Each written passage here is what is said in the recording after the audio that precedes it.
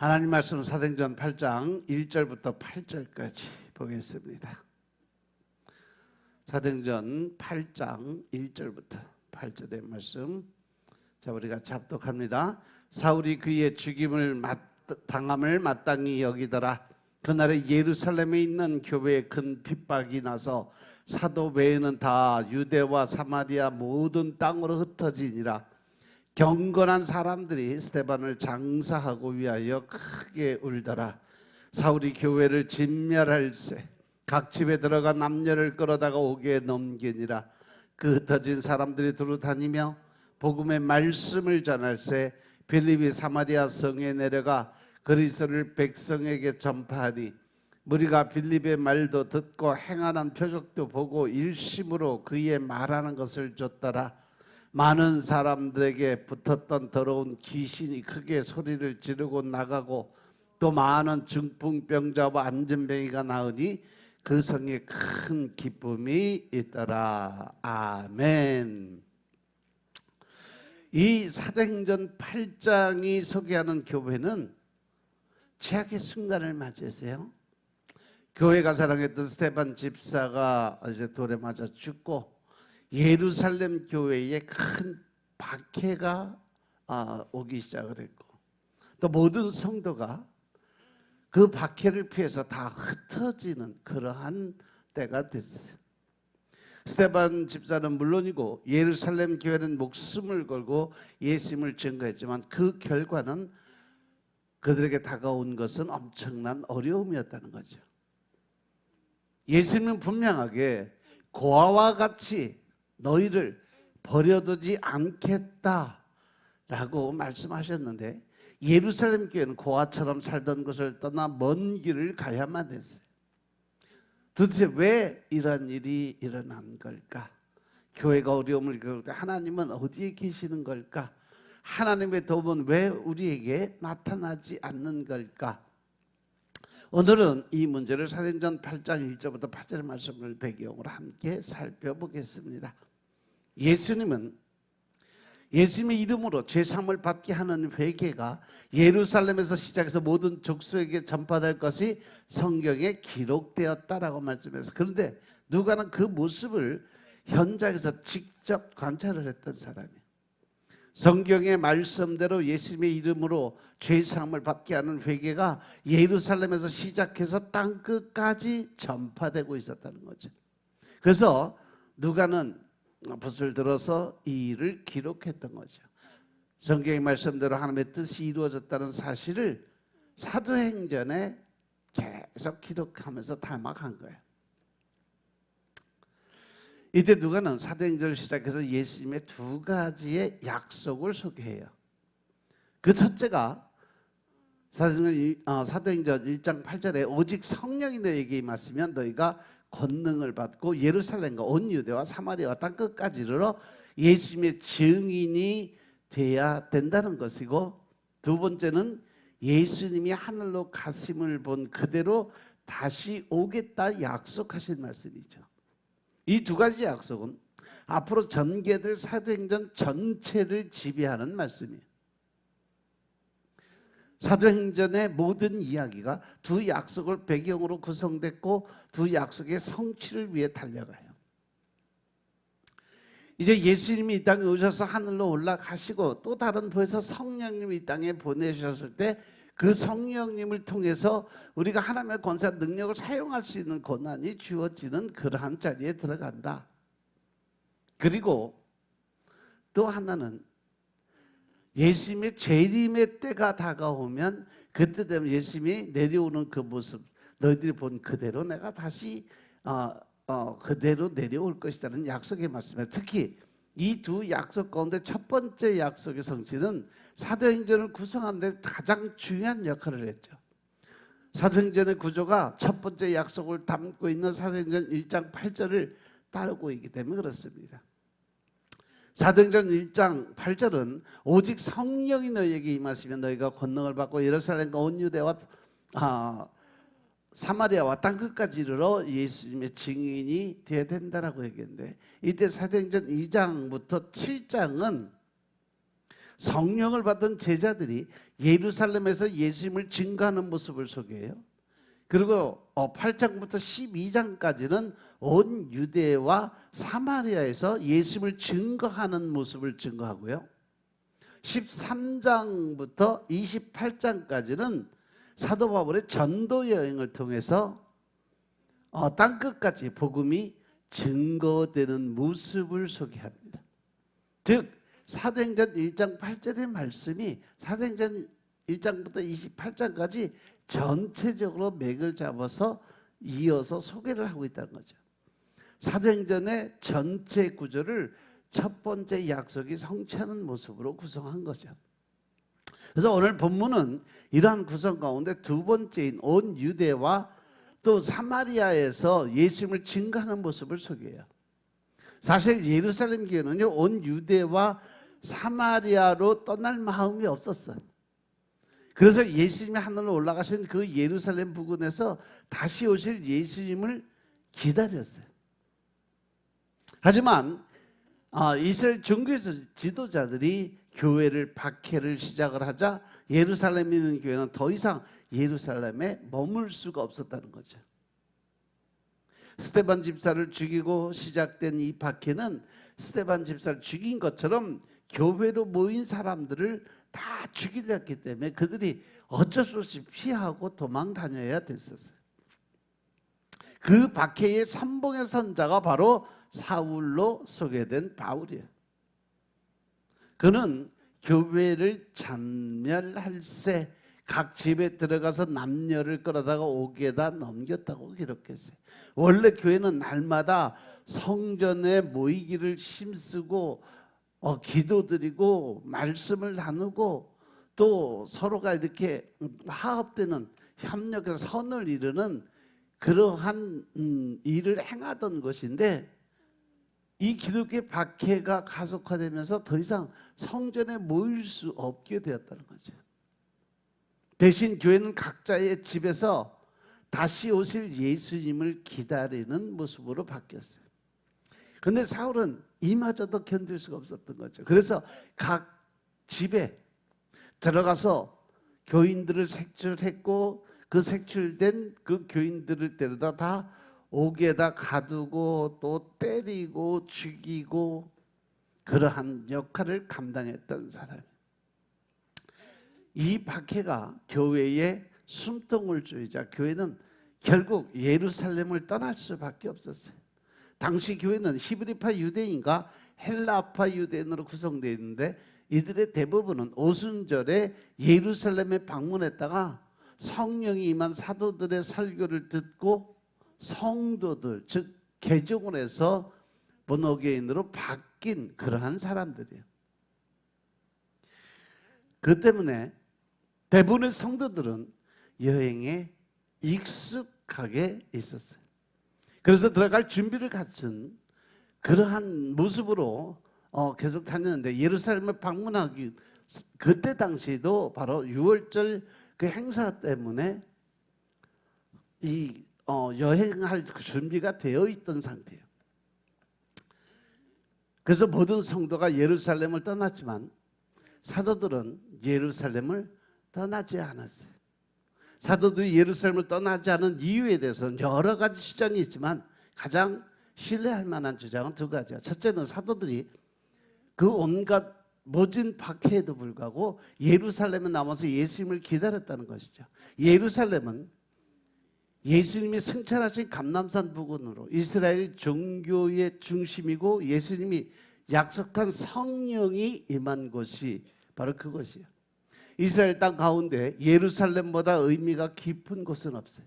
때문에 많은 사람들이 예루살렘을 그 상징성 때문에 사도들이 예루살렘을 떠나지 않았다고 생각을 하는데 거기에 더해서 박해를 당하더라도 예루살렘을 지켰기 때문에 사도들의 행동을 긍정적으로 보는 사람들이 많이 있어요. 하지만 이와 반대로 사도들의 행동을 부정적으로 평가하는 사람들도 있었어요.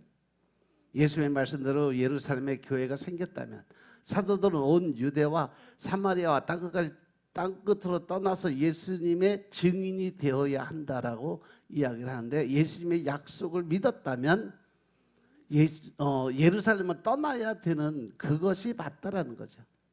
이 충돌되는 두 가지 주장은 사도행전의 흐름을 고려할 때 첫 번째 주장보다는 두 번째 주장이 오히려 설득력이 있어 보여요. 왜냐하면 예수님이 성령을 받고 나면 너희들이 이 예루살렘을 떠나서 유대와 또 땅끝까지 복음 증거하라고 명령을 하셨기 때문에. 근데 조건이 그들이 성령을 받기까지, 예수님께서는 너희들은 이 예루살렘을 떠나지 말고 이곳에서 잃어버린 양들을 찾아서 그들을 변화시키라는 명령까지 하셨다는 것.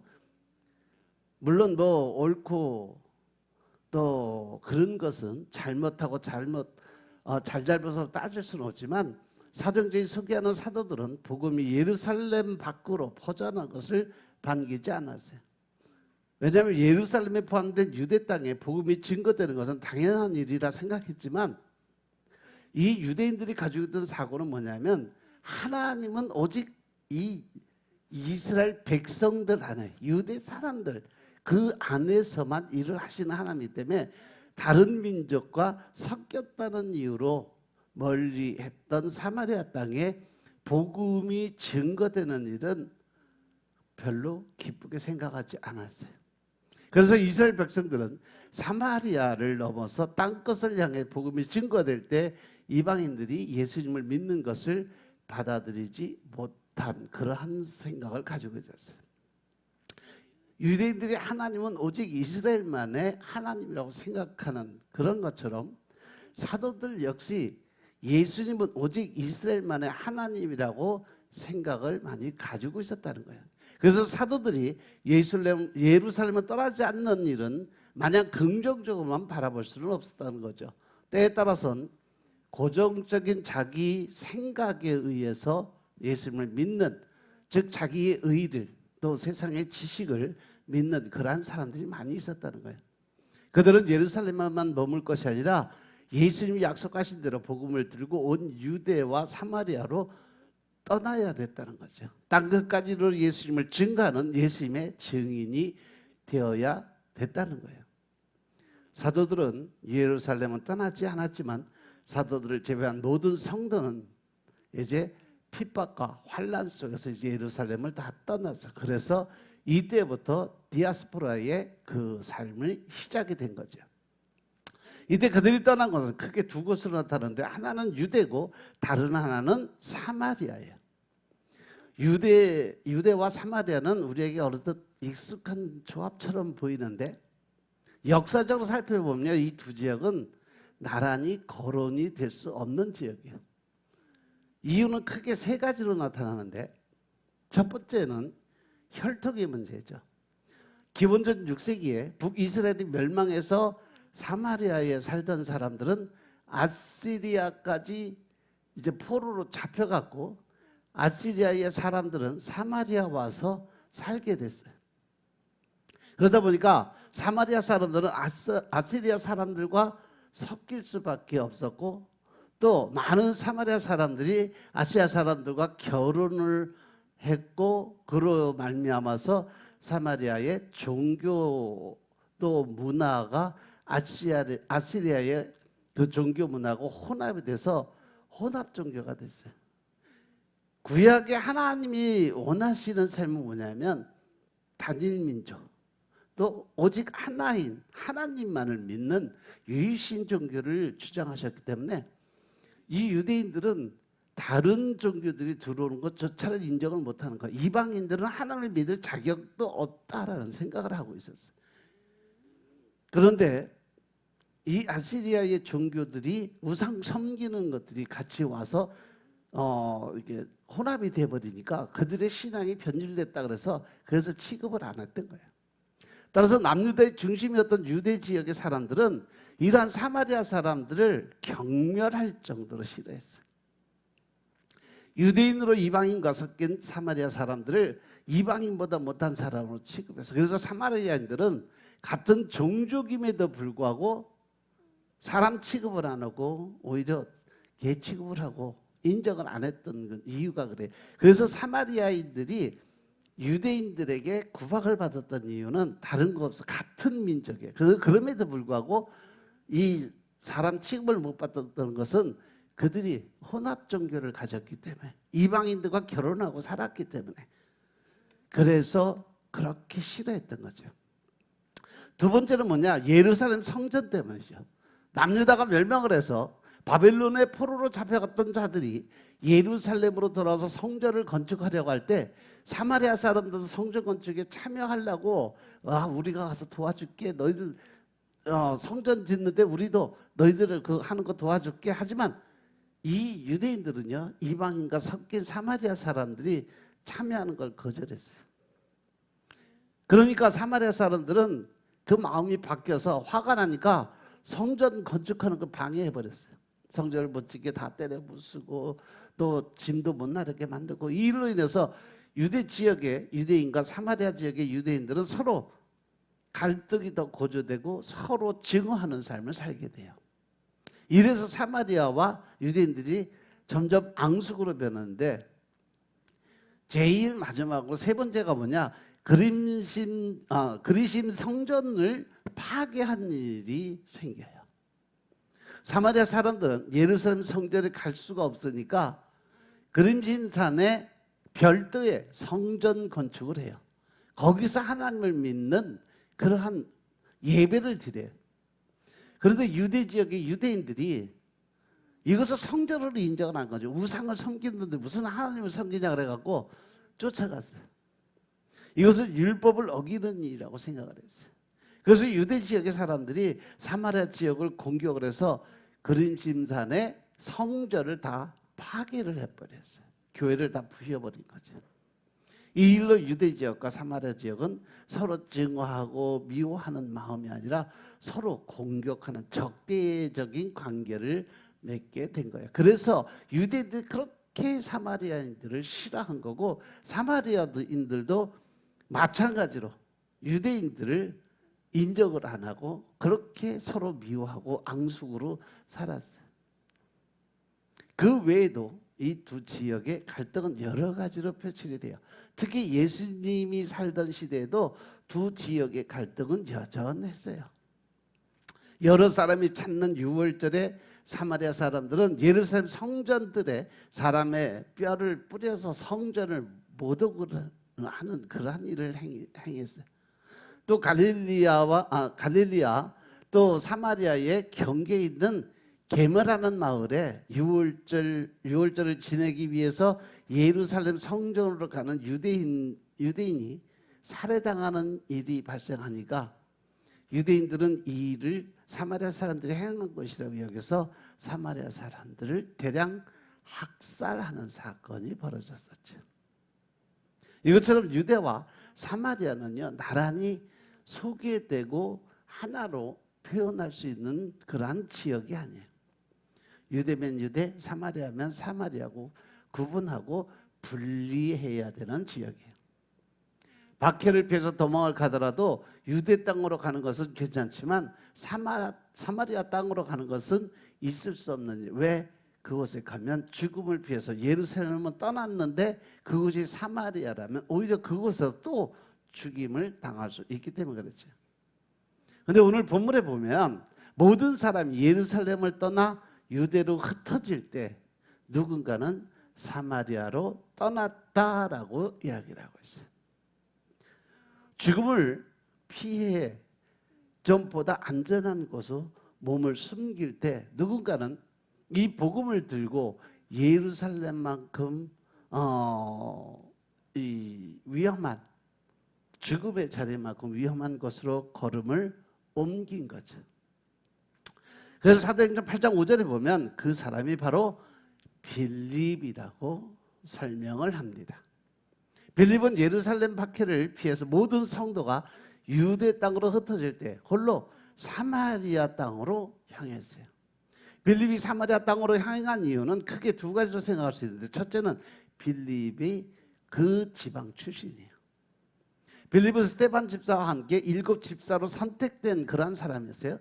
7 집사는 모두 헬라파 유대인으로 히브리파 유대인들보다 혈통과 전통에 매여 있지 않았던 사람들이, 어떤 형식을 따지지 않고 어떤 방법론에 들어가서도 율법 중심적인 게 아니라 좀 더 진보된 그러한 사고를 가졌던 사람들이죠. 그래서 사도들 대신해서 교회를 운영할 때 혈통과 전통의 교회를 붕괴시킨다는 것을 경험을 한 거죠. 때문에 빌립은 다른 성도들보다 사마리아에 대한 적대감이 적었어요. 과거의 역사 때문에 사마리아 사람들을 미워하지도 않았고 혈통이 다르다고 사마리아 사람들을 배척하지도 않았던 사람이 바로 빌립이에요.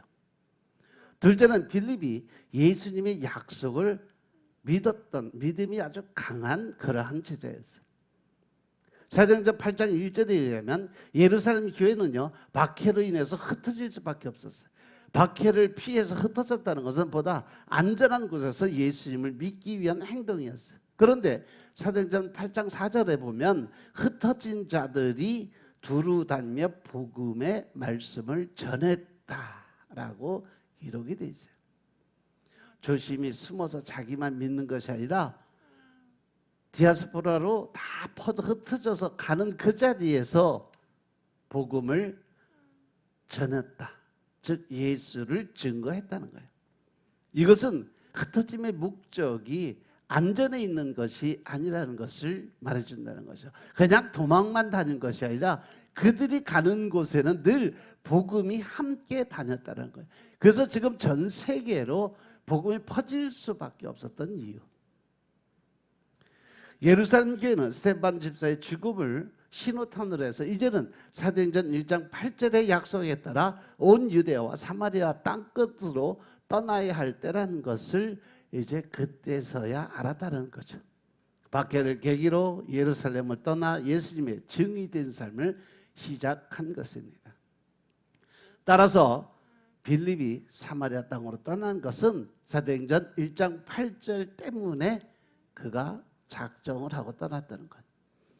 예수님의 약속을 따라 누군가는 사마리아 땅으로 떠나야 할 때 빌립이 자원해서 사마리아 땅으로 발길을 옮긴 것입니다. 사마리아 땅에 도착한 빌립은 그곳에서 그리스도를 전파를 하고 복음을 전파를 합니다. 이때 그리스도를 전파하는 과정은 두 가지로 나타나는데, 첫째는 말씀으로 그리스도를 전하는 것이고, 둘째는 표적, 즉 빌립에게는 하나님의 특별한 성령의 능력을 주었어요.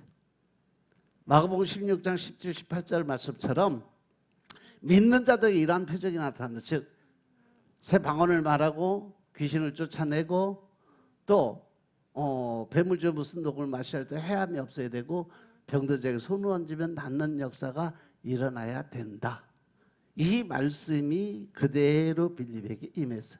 그래서 말씀의 복음 전도의 능력도 있지만 이 손에 또 입에 혀에 권세가 있어서 귀신도 쫓아내고 또 병도 낫게 하고 이런 능력의 그 사역을 시작을 한 거죠.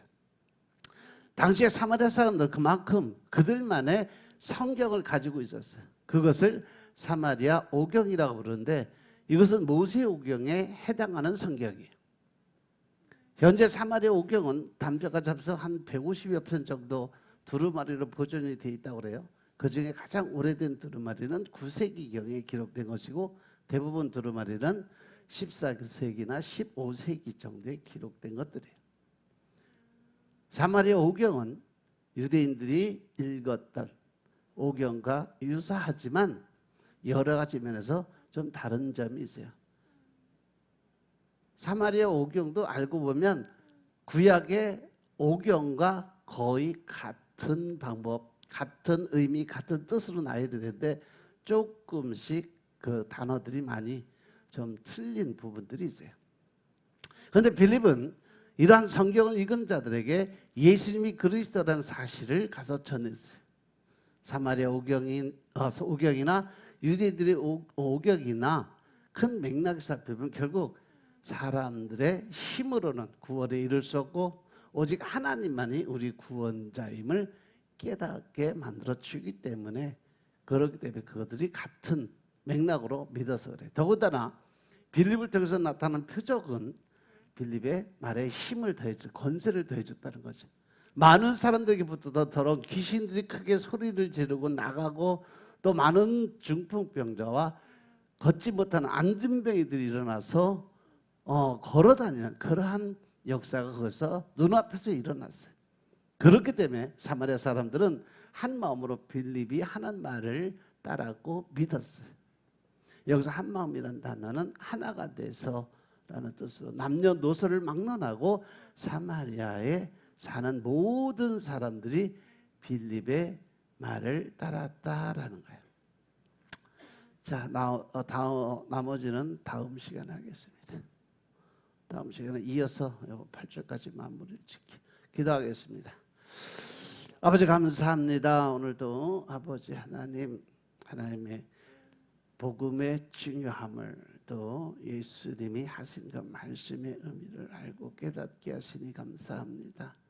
늘 우리 마음속에 주님의 영이 임하여 주시고 이제 오직 성령님이 일하시는 모습으로 우리가 온전히 바뀐 또 하나님을 기뻐하게 할 수 있는 능력의 사람들이 될 수 있도록 축복하옵소서. 오직 성령님을 통해서 우리가 새 영 새 마음을 받게 하시고 우리 마음속에 악하고 굳은 마음들을 다 제하여 주시고 주님이 주시는 부드러운 마음과 온유와 겸손의 마음으로 채워지게 하여 주옵소서. 오늘 하루의 삶도 하나님을 기쁘게 할 수 있는 삶, 더 나아가서 하나님을 웃게 만들 수 있는 하루의 삶을 살게 축복하옵소서. 모든 말씀을 주 예수 그리스도의 이름으로 감사드리며 기도드려서옵나이다. 아멘.